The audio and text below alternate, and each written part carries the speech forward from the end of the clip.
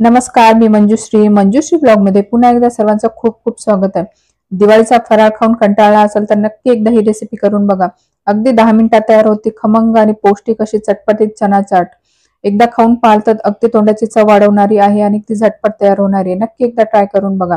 तर या रेसिपीसाठी जे आहे ते आपण सगळ्यात पहिले ते रात्रभर चणे भिजवायला ठेवले होते, त्यामुळे अगदी छान भिजतात।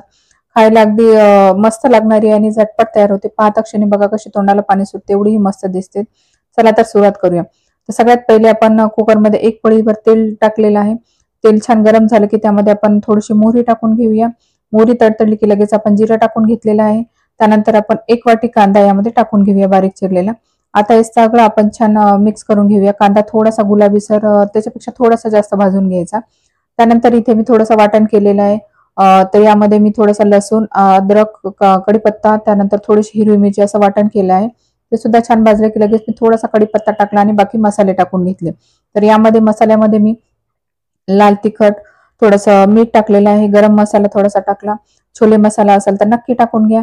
त्यानंतर थोडासा कारळाचा कूट सुद्धा टाकून घेतलेला आहे आणि हे सगळे मसाले छान भाजले की लगेच आपण त्यामध्ये थोडासा टोमॅटो सुद्धा टाकून घेतला। टोमॅटो टाकल्यानंतर मी त्यामध्ये पाणी टाकून घेतलं, म्हणजे जे काही मसाले आहेत ते छान शिजून जातील, जळणार नाही त्यासाठी। आता हे सगळं टाकल्यानंतर थोडीशी कोथिंबीर टाकली आणि आपण जे चणे भिजवले होते रात्रभर ते सुद्धा यामध्ये टाकून घेतलेले आहेत। आता सगळे चणे आपण व्यवस्थित मिक्स करून घ्यायचे, म्हणजे जो काही मसाला आहे तो सगळ्या याला व्यवस्थित लागणार आहे। तर बघू शकता अगदी छान चणे भिजलेले आहेत। रात्रभर भिजत घाला किंवा 3-4 तास भिजवले तरी सुद्धा अगदी छान भिजतात। आता हे सगळं व्यवस्थित कोट झालेला आहे मसाला सगळीकडे। त्यानंतर मी थोडीशी याला एक वाफ घेते 5 मिनिटासाठी। एक वाफ आली की त्यानंतर आपल्याला त्यामध्ये हवं तेवढंच पाणी टाकायचं, जास्त नाही टाकायचं। जास्त जर टाकलं तर ती उसळ अशी पातळसर होते आणि परत मग पाणी आटवत बसावं लागतं। तर इथे मी जवळपास अर्धा ग्लास पाणी यामध्ये टाकून घेतलेलं आहे। चवीला खूप मस्त लागते आणि मुलं सुद्धा अगदी आवडीने खातात। दिवाळीतलं एकसारखं खाऊन कंटाळा असेल तर नक्की एकदा ही रेसिपी करून बघा।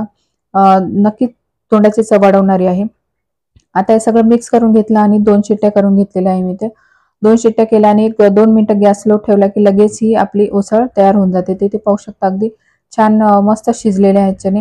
तर इथे तुम्हाला जर असं वाटलं की यामध्ये थोडंसं पाणी शिल्लक आहे तर एक 2 मिनिटं तुम्ही गॅस हाय फ्लेमवर ठेवायचा आणि मिक्स करून घ्यायचं। ते पाणी आटून जातं आणि अगदी अशी कोरडी छान उसळ आपली तयार होऊन जाते। आता ही एक प्लेटमध्ये मी काढून घेतलेली आहे। अगदी अशी खाल्ली तरी सुद्धा ही छान लागते, परंतु अजून चव वाढवण्यासाठी यामध्ये मी थोडासा कांदा जो आहे तो बारीक चिरलेला यावर टाकला, थोडेसे टोमॅटो सुद्धा यावर टाकून घेतलेला आहे आणि त्यानंतर आपण यामध्ये टाकून घेणार थोडासा लिंबाचा रस। त्यामुळे अगदी चटपटीत चव लागते, खायला अगदी अजूनच छान लागते। आता त्यानंतर मी थोडंसं यावर लाल तिखट टाकून घेतलेलं आहे, चिमूटभर थोडंसं मीठ टाकून घेतलेलं आहे। थोडंसं तुम्ही यावर चाट मसाला टाकला किंवा आमचूर पावडर टाकलं तरी सुद्धा चालेल। आणि शेवटी यामध्ये मी थोडीशी शेव सुद्धा टाकलेली आहे यावर। आता हे बिलकुल ऑप्शनल आहे, पण टाकली तर अगदी खूपच छान लागते, त्यामुळे असेल तर नक्कीच वापरा। थोडीशी शेवटी आपण कोथिंबीर टाकली तर आपली चना चाट अगदी रेडी आहे, खायला तयार आहे। तर नक्की ही रेसिपी एकदा करून बघा। अगदी झटपट तयार होणारी आहे आणि थोडी वेगळी पण आहे, त्यामुळे नक्की करून बघा। भेटूया पुढच्या व्हिडिओ सोबत। Bye bye.